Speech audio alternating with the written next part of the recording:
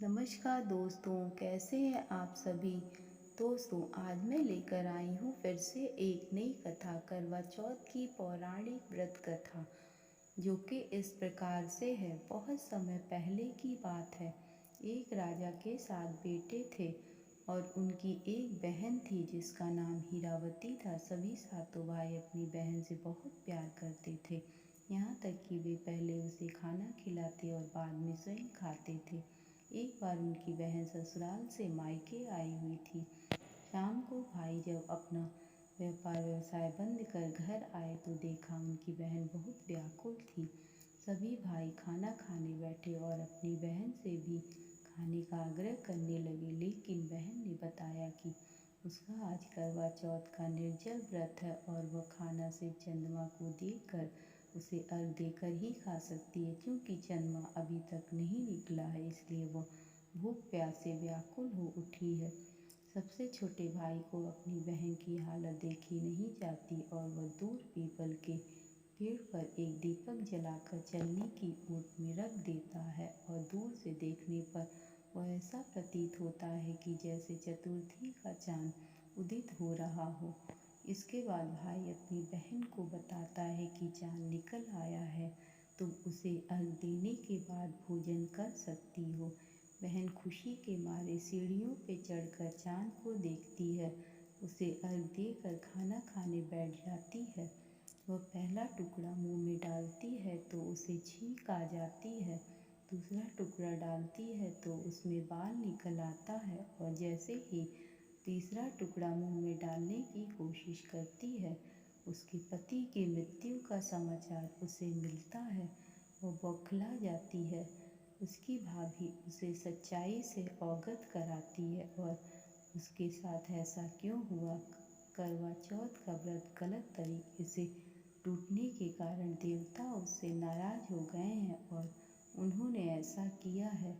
सच्चाई जानने के बाद हीरावती निश्चय करती है कि वह अपने पति का अंतिम संस्कार नहीं होने देगी और अपने अस्तित्व से उन्हें पुनर्जीवन दिलाकर रहेगी। वह पूरे 1 साल तक अपने पति के शव के पास बैठी रहती है, उसकी देखभाल करती है, उसके ऊपर उगने वाली सुई नुमा घास को वह एकत्रित करती जाती है।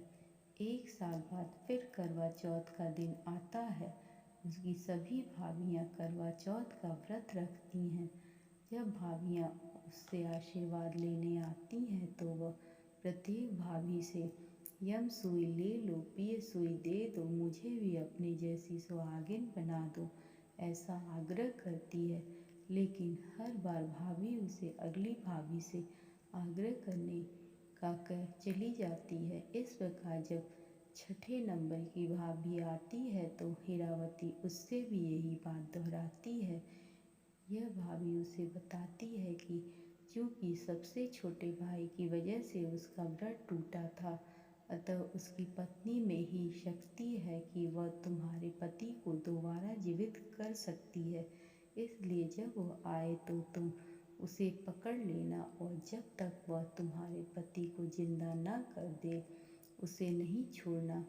ऐसा कहकर वह चली जाती है। सबसे अंत में छोटी भाभी आती है।